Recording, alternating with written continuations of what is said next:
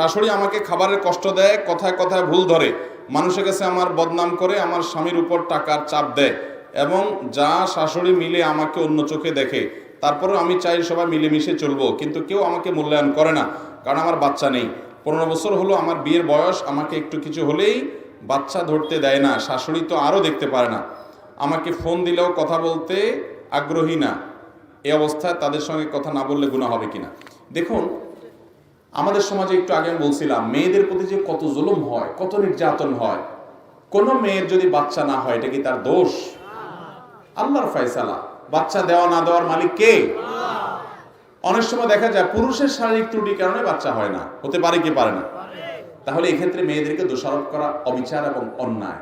অনেকে খোঁটা দেয় সমাজে, যাদের বাচ্চা হয় না তাদেরকে কি জানি বলে, গালি দেয়, কি দিয়ে যেন আপনাদের এলাকায় কি বলে, বন্দা বলে, খোঁজা বলে, আরো কি কি বলে, হ্যাঁ, হাত কুড়ে বলে।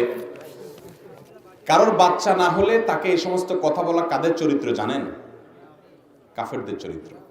আল্লাহ তাআলা সূরা ইন্না তানার মধ্যে বলছেন, ইন্না আতাইনাকাল কাউসার ফাসাল্লি লিরাব্বিকা ওয়ানহার ইন্না শানিয়াকা। মক্কার মুশরিক কাফেররা আমাদের নবীজিকে বলতো, আরে তোমার কোনো ছেলে নাই, নির্বংশ। আল্লাহ তাআলা বলেছেন, ইন্না শানিয়াকা হত্তা, তোমার শত্রুরা বরং নির্বংশ হবে।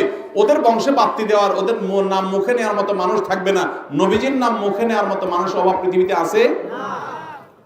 তাহলে কোন মানুষের বাচ্চা না হলে তাকে খোঁটা দেওয়া, এটা কাফেরদের চরিত্র, এটা নাজায়েজ এবং গুনাহ, হারাম, এটা করা যাবে।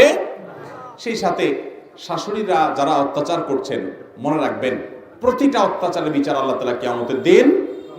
যা শাশুড়ি মিলে কোনো বউকে আপনি যদি অত্যাচার করে থাকেন, যদি আমরা এক মুখে বর্ণনা শুনে কাউকে দোষী বলছি না, কিন্তু যদি কেউ এরকম করে থাকে, তিনি আল্লাহর কাঠগড়ার আসামি এবং জুলুম করবেন। জুলুমের বিচার আল্লাহ তাআলা অবশ্যই করবেন, জুলুমকে আল্লাহ তাআলা ছাড় দিবেন